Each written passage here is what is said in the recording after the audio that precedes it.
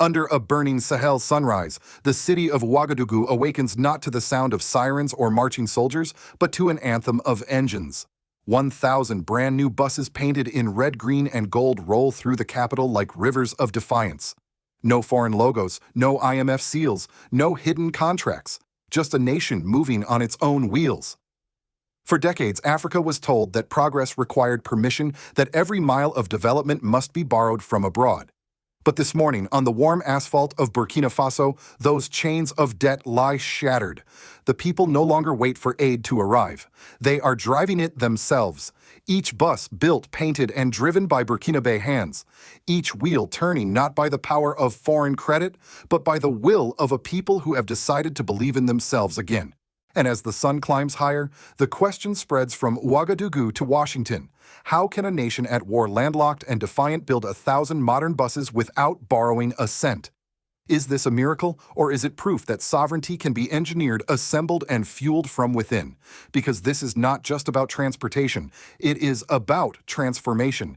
It is about a government that chose dignity over dependency and a continent beginning to remember its own rhythm. So tonight, as we watch this historic convoy roll across the Sahel, let's ask ourselves, if Burkina Faso can move without debt, what else could Africa and the world learn from this courage? Please share if you believe that independence should move on its own wheels. Subscribe if you believe that truth and dignity travel farther than loans and promises.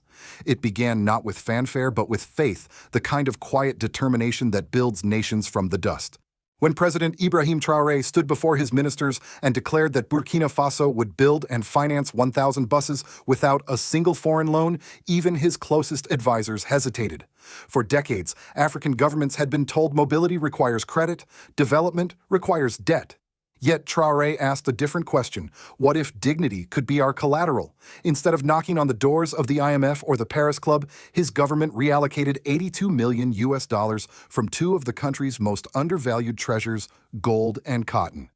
For years, these resources had flowed quietly out of Africa to fill the vaults of foreign corporations. Now, for the first time, that same wealth would circulate back into the Burkinabe economy, building buses, not bureaucracy. Each bus cost around $90,000, totaling roughly $90 million. Yet not a single dollar came from abroad. No aid, no grants, no development partners. Just national revenue managed and multiplied through discipline. But the real story wasn't in the numbers. It was in the hands that built them. Every vehicle was assembled, painted, and tested by Burkinabe engineers, men and women who had once been told their skills were not enough. Factories that once stood idle now echoed with the rhythm of welding and hammering. Workshops turned into classrooms, and young apprentices learned that patriotism could be practical. By the time the first convoy left the plant, more than 6,000 new jobs had been created: drivers, mechanics, suppliers, and small vendors selling spare parts and meals along the routes. Within a single fiscal year, the transport sector's share of GDP rose from 1.2% to nearly 4%, urban consumer spending climbed by 15%, and school attendance in rural areas grew by 22% as children could finally reach classrooms safely and on time. Each bus became more than a vehicle. It was a classroom on wheels, teaching a lesson in economic sovereignty. A lesson that said, we can build, we can plan, we can pay on our own. When the first 1,000 buses rolled through Ouagadougou, the streets became a river of color and pride.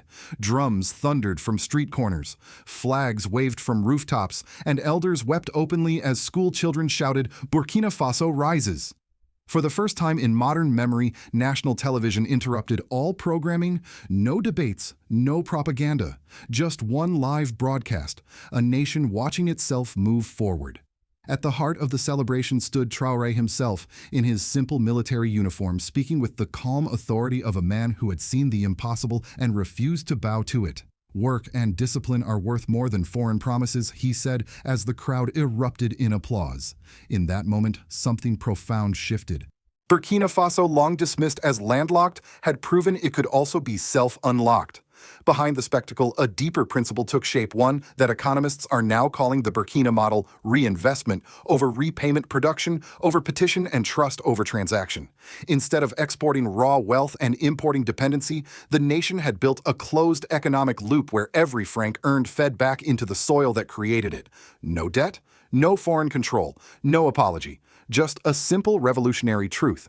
When a nation learns to move without credit, it also begins to move without fear. And as the last bus of the convoy disappeared into the golden light of the Sahel, the question that echoed across Africa was no longer, how did they do it? It was, when will we? No revolution in Africa ever goes unchallenged. And within days of the great convoy rolling through Ouagadougou, headlines began to appear across the Western press: Burkina's secret deal with Beijing. Chinese money behind Africa's new buses, impossible without hidden loans. The tone was familiar doubt dressed as analysis. Television pundits in London and Washington debated how a war-torn, landlocked nation could possibly fund a fleet of 1,000 modern buses without foreign help. To them, independence without debt was not a triumph. It was a threat. They searched for invisible contracts, whispered about shadow financing, and speculated that President Ibrahim Traoré had secretly mortgaged the country's future to China or Russia. But on the streets of Ouagadougou, no one cared about the gossip. The only question people asked was simple: are the buses still running? And they were every morning in perfect rhythm. Children arriving at school on time, doctors reaching hospitals without delay, traders cutting their travel costs in half, farmers connecting with markets they could never reach before. While analysts argued over geopolitics, the people of Burkina Faso were witnessing proof of function, not theory. Each wheel turning became a quiet rebuttal to centuries of dependency thinking. Then came the press briefing that silenced the noise. Under the glare of national television cameras, President Traoré stood before the microphones, no teleprompter, no polished speechwriters, and spoke with the precision of a soldier and the clarity of a teacher. We are not hiding loans. We are revealing discipline. Every franc used in this project came from our gold and our soil. Every contract was approved by Parliament, audited by the National Court of Accounts, and published for the people to see. Transparency is not a favor, it is our new policy. He paused, then looked straight into the camera. Let them search for debt. We will keep searching for progress. That line echoed across Africa like a verdict. In the following weeks, international agencies dispatched reporters, economists, and observers to verify the numbers. They found no secret loans, no foreign guarantees, only records of clean accounting, and a people determined to own their movement. Meanwhile, something deeper began to unfold. Across the Sahel, other nations took notice. From Bamako to Niamey, officials requested access to Burkina Faso's financial model, a simple system of resource reinvestment and domestic transparency. Even small business associations in Ghana and Senegal began citing the Burkina method as proof that local capital could build national progress. But the most powerful reaction wasn't diplomatic, it was emotional. In the markets of Ouagadougou, vendors decorated their stalls with miniature bus models. In schools, children painted murals of red, green, and gold wheels rolling across Africa. A local radio host summed it up best: before our roads carried aid trucks. Now they carry our pride. The symbolism was impossible to ignore. For the first time, a post-colonial African government had proven efficiency through execution, not through external validation. Sovereignty wasn't a speech, it was a schedule. It wasn't about who financed it, it was about who arrived on time. And perhaps that's why this project shook more than just economies. It rattled worldviews. It suggested a radical idea that Africa's strength didn't need permission, that governance could be functional, clean, and local. By the end of that month, Western media had moved on to other stories, but in the quiet dawns of Ouagadougou, as the first bus engines hummed to life, a quiet realization settled over the city. The revolution was not in the streets, it was in motion. And motion, once it begins, is almost impossible to stop. The transformation did not begin in the ministries, it began in the streets. When the first fleet of bright red, green, and gold buses rolled through Ouagadougou, something extraordinary happened. People who had long been divided by distance and despair found themselves sharing the same space, the same rhythm, the same hope. Among the passengers was Aminata, a young teacher whose story captured the nation's heart. For years, she had woken before dawn, walking miles and spending nearly $3 each day just to reach her classroom. Her salary barely covered her travel costs, but today she boards a government-funded bus, clean, safe, and on time. Her fare costs less than 20 cents. She arrives early, teaches with energy, and tells her students, "This bus reminds me that my country believes in me." That sentence, simple but profound, became a mirror for an entire generation. Across the capital, students began repainting bus stops. Shopkeepers volunteered to clean terminals. Retired mechanics offered free maintenance advice. What began as a transport system evolved into a movement of trust, a silent social contract renewed every morning when the first engine started. Sociologists in Burkina Faso now call it le système de confiance, the system of trust. It is not about transport, they say, but about transformation. When citizens see efficiency, transparency, and inclusion, they stop being spectators and start being participants. Within a year, public satisfaction with government services reached levels unseen since independence. Attendance in public schools increased by 22%. Small business income along bus routes rose by 18%. Health centers reported higher patient visits as doctors and nurses could now commute reliably. Even more remarkable, public vandalism on state property dropped by nearly half. It was as if the buses were carrying not just people, but a new kind of citizenship. President Ibrahim Traoré summarized it perfectly during a youth forum. What we are building is not a bus system, but a system of trust. And in that single line, he reframed governance itself. For generations, African governments had been measured by their dependents, how much aid they received, how many reforms they accepted. Traoré flipped the formula. He argued that governance should be measured by trust restored, not money borrowed. This philosophy became the cornerstone of what he calls la méthode africaine, the African method. It rests on 5 pillars, each one both practical and revolutionary: maintenance locale. Every vehicle is serviced within Burkina Faso, replacing foreign contracts with local workshops. Formation. Hundreds of engineers and mechanics are trained annually, creating an indigenous technical class. Financement national, ticket sales and mineral taxes recycled directly into a sovereign transport fund. Extension régionale. Routes extend beyond borders connecting Mali, Niger, and Ghana. Numé transparence. Every transaction is publicly tracked through a digital citizen platform. Together, these pillars formed the framework of a new governance model, one where corruption finds no shadows and citizens find their confidence again. For the first time in decades, Burkinabe began to believe not just in their leaders, but in themselves. Buses became moving classrooms, moving offices, moving parliaments, symbols of a nation finally in motion. And somewhere between the roar of the engines and the rhythm of the wheels, a question began to echo softly through the Sahel. If trust can move, can it also rebuild a nation?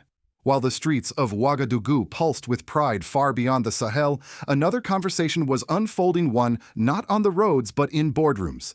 In Washington, a senior analyst at a major think tank asked the question no one wanted to hear aloud. If Burkina Faso can fund mobility without debt, what excuse remains for those still kneeling? The silence that followed said everything.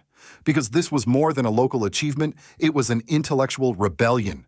For the first time in modern African history, a country had challenged the global development model itself, the assumption that progress must be borrowed. And in doing so, it forced Western institutions to confront an uncomfortable reality that maybe Africa didn't need saving. In Brussels, policymakers struggled to explain how a fragile state had built a functioning infrastructure network faster than some EU-backed projects. In Paris, editorial writers accused Traoré of economic populism, and yet behind closed doors, a quiet admiration began to form. Economists from Harvard and the London School of Economics began analyzing what they called the Burkina paradox. How could a nation under sanctions with limited access to credit markets create growth and stability while rejecting international loans? The answer they found was disarmingly simple: resource control and fiscal discipline. By controlling its own gold output, Burkina Faso saved nearly $25 million USD annually in export markups. By recycling domestic fuel taxes, it funded a self-sustaining public transit system that now generates $4 million USD per month in local revenue. And by publishing every transaction online, it built a level of public transparency unmatched in the region. But the greater impact wasn't economic, it was psychological. Across the continent, from Mali to Mozambique, leaders began to ask a different kind of question: what if sovereignty isn't a speech but a system? This question unsettled the old world order, because for over half a century, African debt had been both a tool and a tether.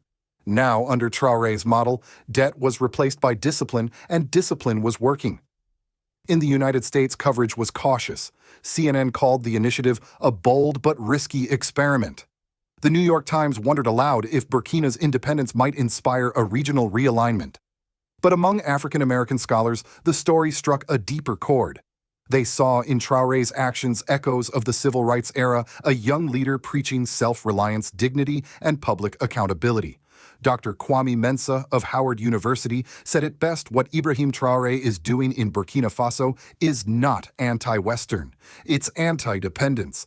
And that difference is everything.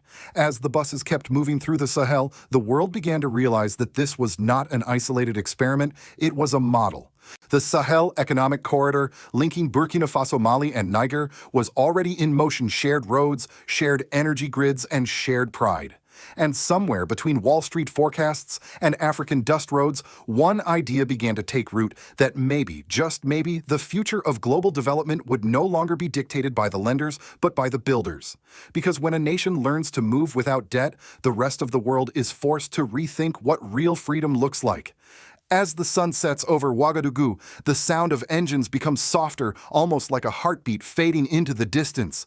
1,000 buses glide through the city, red, green, and gold reflected on the windows like moving lanterns. Children wave, vendors smile. And for the first time in decades, a nation moves not in protest, not in fear, but in purpose. President Ibrahim Traoré stands on the steps of the National Assembly. His uniform simple, his words even simpler. Sovereignty is not a flag or a speech. It is a system that delivers. That line spoken in the quiet evening air will be remembered long after the headlines fade. Because what Burkina Faso has built is more than infrastructure. It is an infrastructure of belief. A network of trust, dignity, and motion that defies every theory of dependency the world once accepted as truth. For decades, Africa's independence lived only in documents, declarations, and conferences. Tonight, it runs on wheels through every district, every school, every heart that dares to believe again. And the message is unmistakable: freedom must function. But with every victory comes a warning. The same system that once punished Africa for speaking out may soon seek to punish it for standing up. Already the whispers have begun about sanctions, regional instability, political risks. Yet the people of Burkina Faso know what these words really mean. They mean fear. The world fears an Africa that can fund itself, teach itself, and move itself. Because independence, true functional independence, is contagious. And perhaps that is the legacy of this story: that the revolution of the Sahel is not carried by rifles, but by roots. Not in speeches, but in schedules kept. Not in defiance alone, but in delivery. As night falls, the narrator's voice lowers, steady and proud. Sometimes history moves at the speed of a bus. 1,000 engines hum like prayer. A continent begins to move. And somewhere between hope and horizon, the question lingers: not just for Africa, but for all of us. If a nation can move without debt, can the world learn to dream without permission? Please share if you believe that independence should move on its own wheels. Subscribe if you believe that truth and dignity travel farther than loans and promises. Comment below: what does independence mean to you today? Because this is not an African miracle. It is an African method built on work, trust, and courage. And tonight, that method has found its engine.